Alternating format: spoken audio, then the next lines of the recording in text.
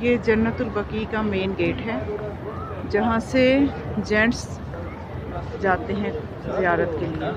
Ladies کو چونکہ اجازت نہیں ہے تو وہ بس یہ اس طرح سے جو جیسے آپ کو جالیاں نظر آ رہی ہیں یہ پورے راؤنڈ اباؤٹ پورے جنت البقیع کے گردی اس طرح کی جالی ہے.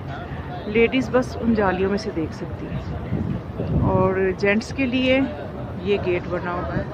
یہ سیڑھیاں یہاں سے اوپر چڑھ کے پھر وہ مین گیٹ سے اندر داخل ہو جاتے ہیں. وہ جنت البقیع کے وہ مناظر دکھائے جا رہے ہیں جو بہت نایاب ہیں.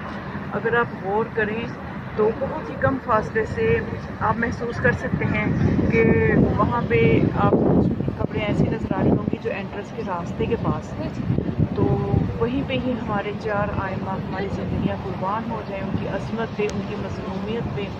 ان کی مقدس ابدان وہاں پہ دفن ہے اور وہاں کی زیارت جو ہے آپ سب کریں تو انشاءاللہ یہ باقی جنت البقیع کی جو ہے زیارت کی بھی آپ دیکھیں. یہاں پہ قبروں کی حالت کا آپ اندازہ کر سکتے ہیں کہ یہاں پہ صرف اس نوعیت کی قبریں ہوتی ہیں. اسی طرح سے یہ لوگ جو دنیا سے چلا جاتا ہے اس کی یادگار کا یہ حال ہے.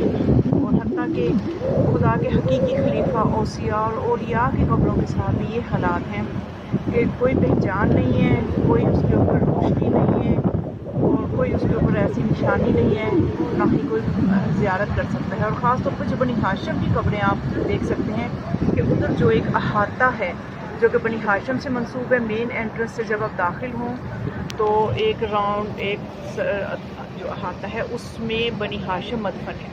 اس طرف افسوس کی بات یہ ہے کہ کسی کو جانے کی بھی اجازت نہیں، اس طرف کوئی بھی نہیں جا سکتا. البتہ یہ جو باقی قبرستان ہے اور جو خلیفہ ثالث کی قبر ہے ادھر جانے پہ کوئی پابندی نہیں ہے. ادھر سب جائیں، جا کے زیارت